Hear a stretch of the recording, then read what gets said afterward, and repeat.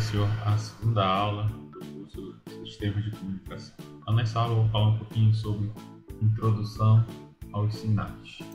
O que são sinais, né? Então, definição que eu coloquei aqui para vocês é o seguinte: é definido como uma função de uma ou mais variáveis que expressa informação sobre a natureza de um fenômeno físico. Aí a gente pode ter sinal de temperatura de um ambiente, sinal de voz, então vários tipos de sinais. No caso de sistema de comunicação, um sinal de rádio, né? Ou um sinal pelo cabo do computador que é transmitido em uma rede de computadores, um cabo TP. Os sinais eles podem ser contínuos, com o tempo a gente vai usar essa notação x de t, né? Por exemplo, usando a x para representar um sinal. E eles podem ser discretos no tempo, aí a notação não vai ser mais o t vai ser para tempo contínuo e o n é para tempo, notação de tempo discreto. Sistema. Então, o sistema é definido como uma transformação única ou operador que transforma um dado sinal de entrada em um sinal de saída específico. A natureza do sistema ela pode ser física, química, etc. Então, aqui nesse exemplo, a gente tem um sinal de entrada que vai passar por um sistema e vai se transformar em um sinal de saída. Então, para isso aqui ser um sistema, ele tem que fazer uma transformação no sinal de entrada, como está dito aqui, ó, transformação. Tá? Uma operação matemática, mas se o sinal de entrada passar por alguma coisa e na saída o que eu tenho igualzinho ao sinal de entrada, eu não posso dizer que o meu sinal passou pelo sistema. Exemplo de sistemas. Diagrama de blocos do sistema de comunicação. Então aqui no diagrama de bloco, que eu já mostrei na primeira aula, a gente tem a fonte e o destino da informação. E no meio tem um sistema todo, tá? Então a informação vai passar por um bloco de transmissor, onde vão ser realizadas, por exemplo, as técnicas de modulação. Aí o sinal vem, passa por um canal de comunicação e nesse canal vai ser inserido ruído, o sinal pode atenuar, tá? Pode sofrer interferência, chega no receptor, onde vai ter o processo de demodulação e entrega o sinal no destino. Outro exemplo é controle por realimentação. Então, um sistema de controle, a gente tem um processo que a gente quer controlar, tá? E aí aqui está todo o sistema de controle. Eu tenho um valor desejado que eu quero enviar para o processo. O meu sistema de controle é ajustado, encaminha esse sinal para o processo. O resultado é comparado com o meu sinal desejado. E aí o controlador fica atualizando as informações do sistema de controle. Então isso aqui também é um exemplo de sistema. Classificação de sinais. Os sinais eles podem ser classificados em sinais contínuos e discretos. Eles podem ter simetria par ou ímpar, periódicos, não periódicos, determinístico, aleatório, energia e potência. Eu vou falar de cada um desses. Então, sinal contínuo e discreto.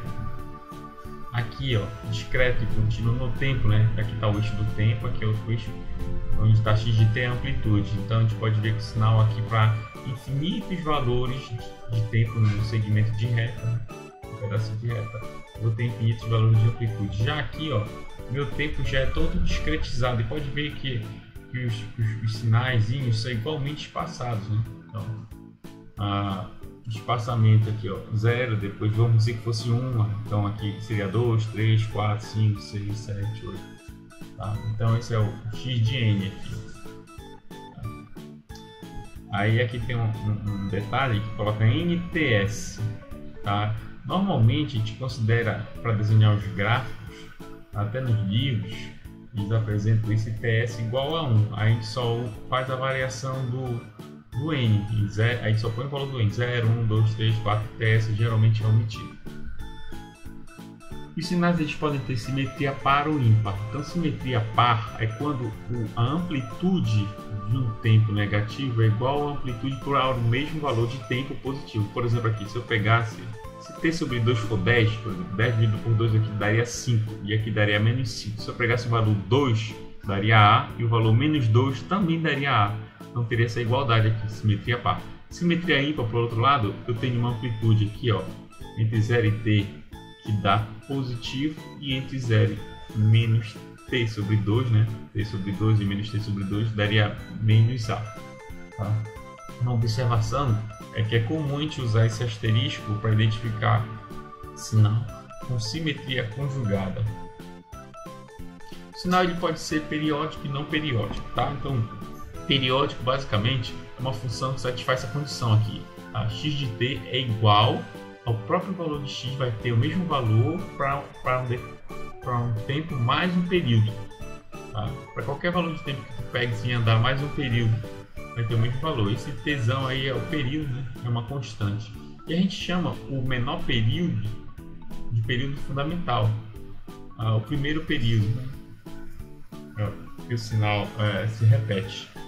Se o sinal é periódico, ele pode ser periódico em 2t, 3t, 4t e assim por diante.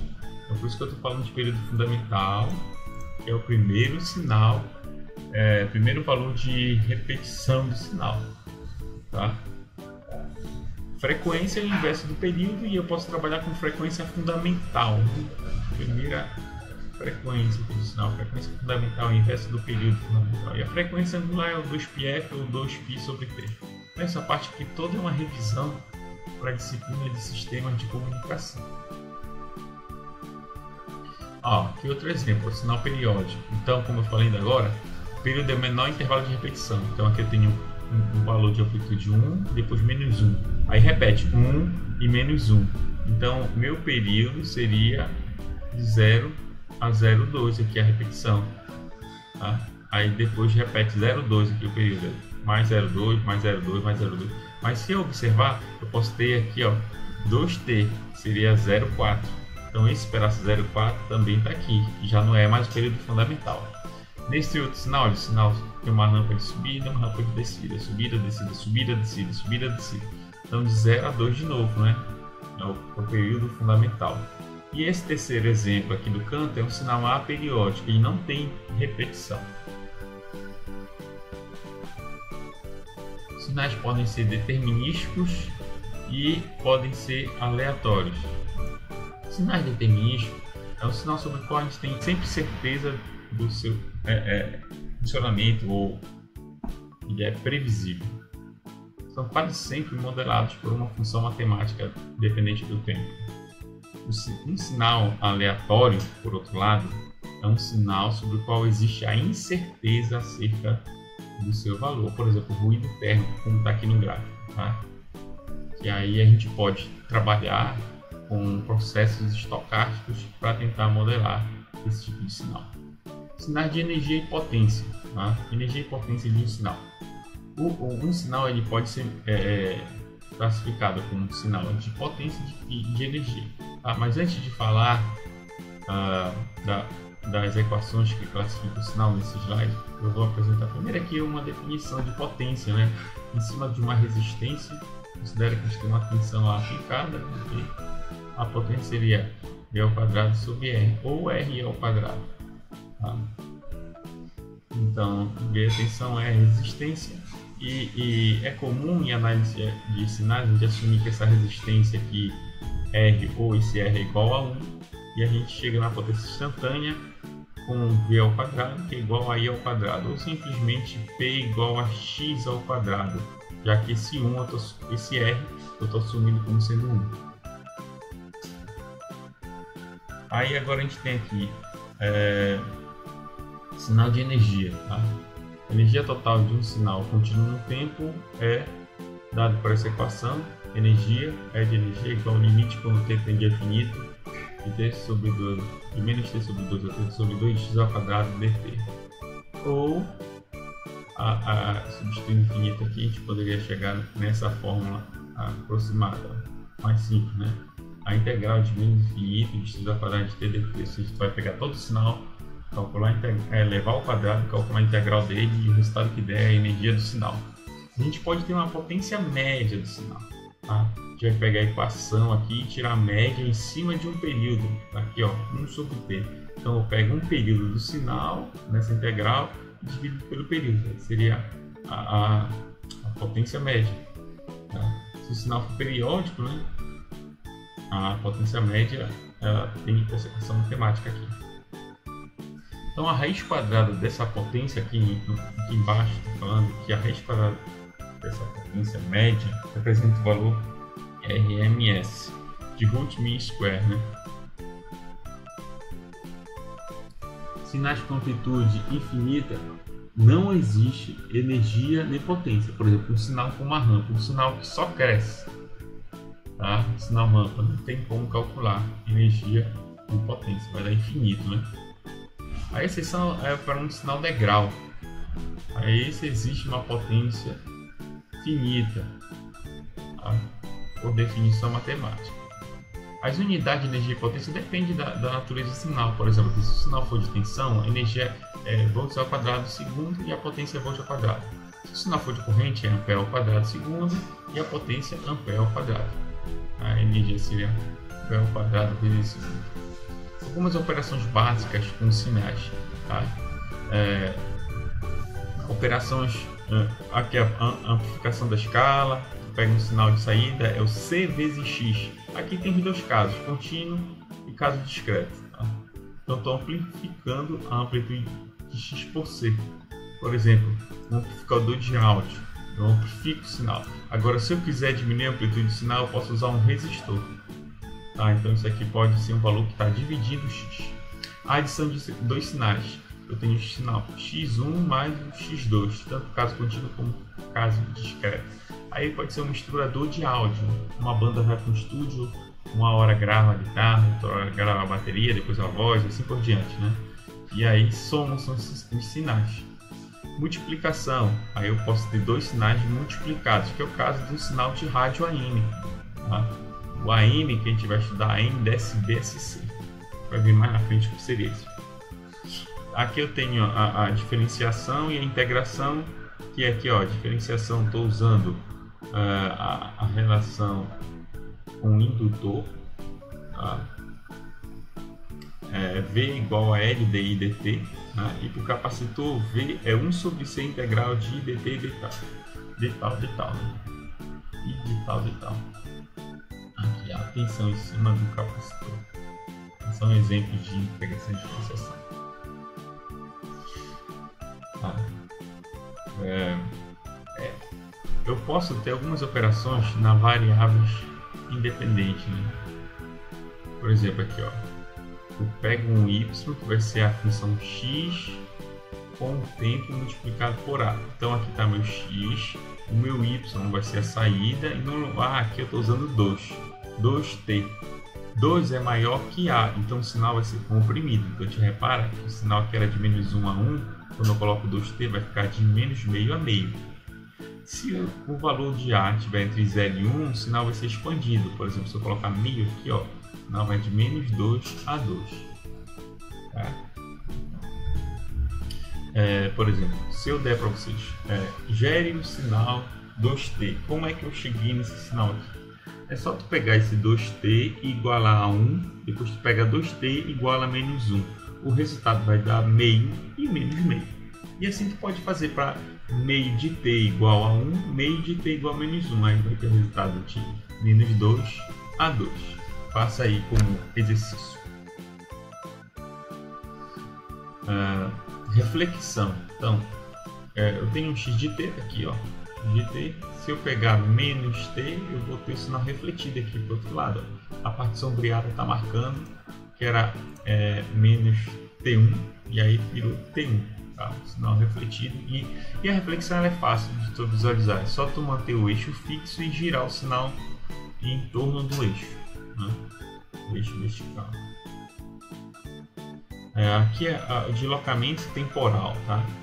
Então, eu tenho um x de t de menos meio a meio. Se eu quiser deslocar ele de t0, nesse exemplo aqui, menos 2, o sinal que estava x de t, que era centrado em 0, agora ele vai ser centrado em menos 2. Então, esse 0 vem para cá, para menos 2 não, vai ser centrado para 2. Então, ele vai ser centrado bem aqui em 2. Aí ele vai ter meio para frente e meio para trás, que dá 5 meios e 3 meios. Tá? Então, uma outra forma de encontrar esses valores de 3 meios e 5 meios é pegar esse t menos 2 igual a meio e t menos 2 igual a menos meio. Aí um vai dar 3 meios e outro vai dar 5 meios. A amplitude não muda nesses casos, tá? Só estou mexendo na escala temporal do sinal. A amplitude, que é 1, continua 1. Aqui é um outro exemplo, né? Eu tenho um sinal x de t. Se eu subtrair, eu atraso o sinal. Se eu somar um valor no t, eu adianto o sinal. Tudo em relação ao x de t. Aqui são algumas funções elementares, por exemplo, função exponencial. Tá? A exponencial ela pode ser decrescente ou a exponencial pode ser crescente, dependendo desse iniciar aqui. Tá? E o b ele vai dizer quão rápido vai passar, né? Essa função. Por exemplo, aqui, ó. Ed mais meio t. Aqui são umas funções elementares, né? Função exponencial. Função exponencial de maneira geral pode ser dada por essa equação b é elevado a t. Se o a for negativo, a função é decrescente. Se o a for positivo, a função é crescente. Como está aqui, ó. O a positivo nessa. À medida que o tempo vai passando, a função vai crescendo seu valor. Tá? Só que ela cresce mais rápido quanto maior o valor que está multiplicando o t. Mesma coisa, ela decresce mais rápido quanto menor for o valor que multiplica o t. Tá? O b ele vai interferir aqui, ó. Se o b for 1, vai cortar em 1 sinal. Se o b for 2, vai cortar em 2. Se o b for 3, as exponenciais todas vão passar no eixo y aqui, ó, em 3. E assim por diante. Algumas operações básicas, né? A função exponencial, se e elevado a x é igual a e elevado a y, isso quer dizer que x é igual a y. E a regra do produto, se e elevado a x, se não, né? E elevado a x vezes e elevado a y, conserve a base e soma os expoentes. Se está numa divisão, aqui é um produto, aqui é uma divisão, conserva a base e subtrai os expoentes. A regra da potência, e elevado a x elevado a n é igual a e elevado a nx. Então esse n passa a multiplicar o x. E essa aqui que é a regra de Euler, né? A regra de Euler diz assim, o Euler, e elevado a j θ é igual a seno de θ mais j seno de θ. Então a gente usa esse formato de e elevado a j para a gente definir números complexos na forma polar. E esse segundo formato, de cosseno mais j seno, representa a forma retangular. Então é possível também encontrar um cosseno e um seno a partir da regra de Euler, né? Por essas duas equações. A gente vai usar muito isso. A função seno. Então, a função seno, é um gráfico, né? Cosseno no caso. Nesse exemplo, cosseno de ômega t mais φ, a fórmula geral, com um azinho aqui de amplitude. Tá? O sinal ele é periódico, né? Se pegar um período na frente, as funções vão ser iguais. X de t igual a x de t menos t. O ômega é o 2, está relacionado com o período, sobre 2π sobre ômega é o período. Aí existem algumas propriedades, tá? Cosseno da soma, cosseno de alfa mais beta, cosseno de alfa, vezes cosseno de beta menos seno de alfa, vezes seno de beta. E aí tem várias operações matemáticas que derivam dessas equações aí. Tá? Cosseno de 2a que a gente vai usar também, seno de 2a. Aqui a gente tem a função integral, né? A função integral é 1 quando o t menor que 0, né? E 0 para t menor que 0. Existe uma indefinição aqui no ponto 0, tá? Porque ele é 0. Essa observação que está aqui em cima. O pulso, né? Esse pulso ele pode ser a composição de dois degraus. Por exemplo, uma função degrau que começa em meio, vai embora para infinito, uma função que começa em menos meio e vai embora para infinito. Se eu pegar essa primeira função e subtrair da segunda, eu tenho essa função pulso.